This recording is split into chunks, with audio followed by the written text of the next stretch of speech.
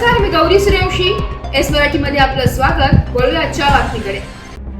साल्हेर किल्ल्याच्या पठारावर निर्जन स्थळी झालेल्या दुहेरी खुनाचा उलगडा. जमिनीच्या वादातून हत्या झाल्याचं नाशिक ग्रामीण स्थानिक गुन्हे शाखेकडून उघड. दिनांक 22 नोव्हेंबर 2024 रोजी जायखेडा पोलीस ठाणे हद्दीत साल्हेर किल्ल्याच्या डोंगरावर 2 अज्ञात इसमांचे मृतदेह कुजलेल्या अवस्थेत मिळून आले होते.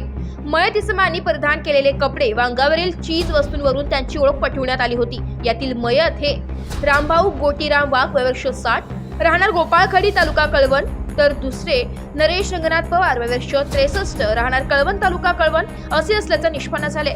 सदर घटनेत अज्ञात आरोपींनी अज्ञात कारणावरून वरील दोन्ही इसमांना डोक्यावर, चेहऱ्यावर व मानेवर कशाने तरी घाव घालून जीवे ठार मारून पुरावा नष्ट करण्याच्या उद्देशाने मृतदेह निर्जनस्थळी डोंगरावर टाकून दिले होते.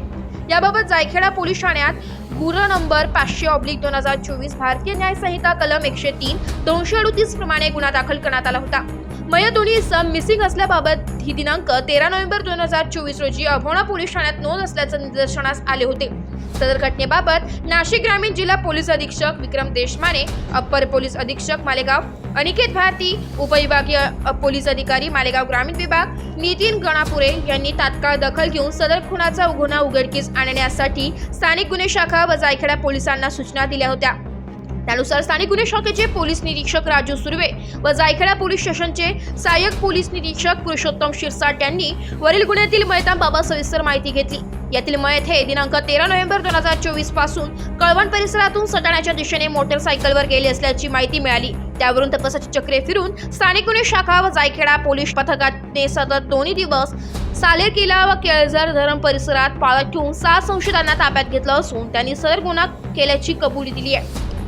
विश्वास दामू देशमुख वय वर्ष 36, राहणार केळझर तालुका सटाणा जिल्हा नाशिक, तानाजी आनंदा पवार वय वर्ष 36, राहणार खालप तालुका देवळा जिल्हा नाशिक, शरद उर्फ बारकू दुगाजी गांगुर्डे वय वर्ष 30, राहणार बाबळू तालुका कळवण जिल्हा नाशिक, सोमनाथ मोतीराम वाघ वय वर्ष 50, राहणार गोपाळखडी तालुका कळवण जिल्हा नाशिक, गोपीनाथ सोमनाथ वाघ वय वर्ष 28, राहणार गोपाळखडी तालुका कळवण जिल्हा नाशिक, अशोक महादुभोय वर्ष 35, राहणार सावरपाडा तालुका कळवण जिल्हा नाशिक अशी संशयितांना गुन्ह्याच्या तपासात विचारपूस केली असता त्यांनी यातील संशयित सोमनाथ मोतीराम वाघ व मयत रामभाऊ गोटेराम वाघ यांच्यामध्ये जमिनीच्या मालकी हक्कावरून वाद होता.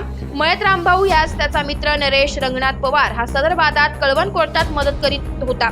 या रागातून संशयित सोमनाथ वाघ यांनी वरील संशयितांच्या जमाव करून मयत इसमांना धनाचा साठा आहे असे सांगून साल्हेर किल्ल्यावर बोलावून त्यांची काठी, कुऱ्हाड व दगडाने डोक्यावर, मानेवर व अंगावर मारून निर्घृण हत्या केली.